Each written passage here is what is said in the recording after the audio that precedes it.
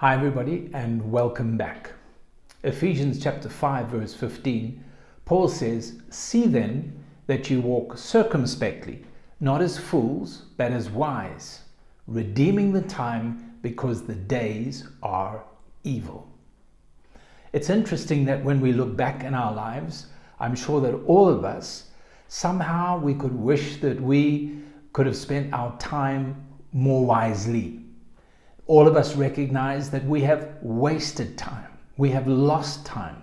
We have allowed time to go by and we've done foolish things. We've made mistakes.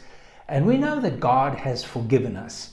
And we know that we can't hold the past against us. We need to be free from that. Paul says, "One thing I do, I forget those things which are behind and I move forward." And that's a good attitude to take.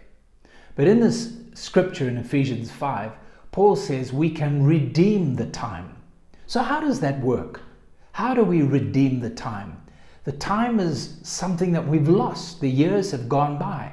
How do we redeem the time?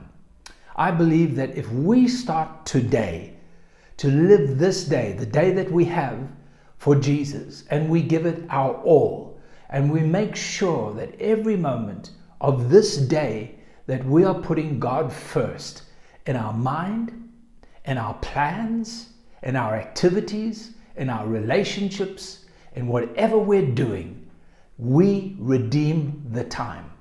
You know, many people struggle with procrastination when they put off for tomorrow what needs to be done today. But we need to be careful.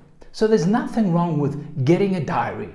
There's nothing wrong with making a plan and working out perhaps a 5-day plan or a 30-day plan, and every day making sure that you have a priority list.